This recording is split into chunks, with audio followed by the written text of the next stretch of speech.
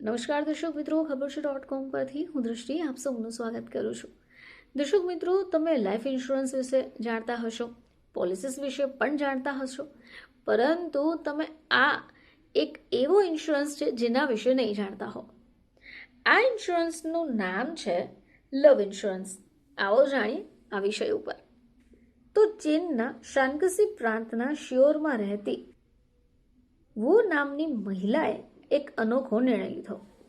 આવો જાણીએ આ નિર્ણય વિશે. તો વુએ પોતાના બોયફ્રેન્ડ વાંગ સાથે સંબંધોને ગાઢ બનાવવા China life property and casualty insurance company પાસેથી એક ખાસ પોલિસી ખરીદી.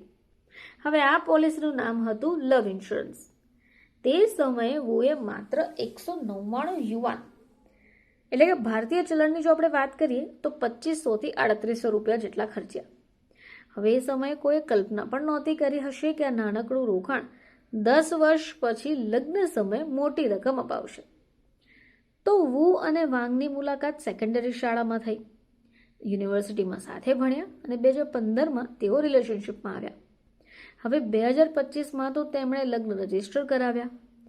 વુનો નિર્ણય એ સમયે કદાચ રમત જેવો લાગતો હતો, પરંતુ તેને ક્યાં ખબર હતી કે 10 વર્ષ પછી આ જે રકમ છે એના લગ્નની ભેટ બનશે.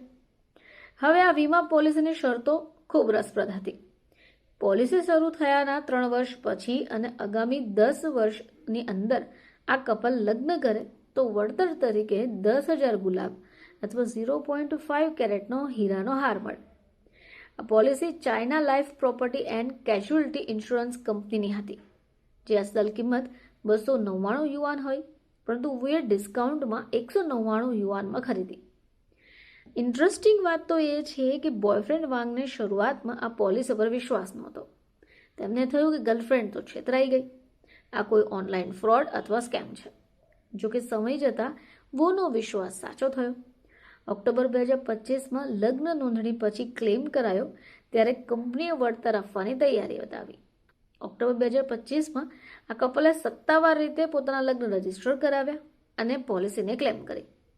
જોકે અત્યાર સુધીમાં તો આ કંપનીએ આવી પોલિસીઓને બંધ કરી, પરંતુ જૂના ગ્રાહકોને તેમનો લાભ મળે છે. તો ગર્લફ્રેન્ડે પોતાના બોયફ્રેન્ડને આ ઇન્સ્યોરન્સ ભેટ આપી હતી, જે લગભગ તેમના લગ્ન સમયે પોલિસી પાકી ગઈ અને તેમને ખૂબ મોટો નફો પણ કરાવ્યો.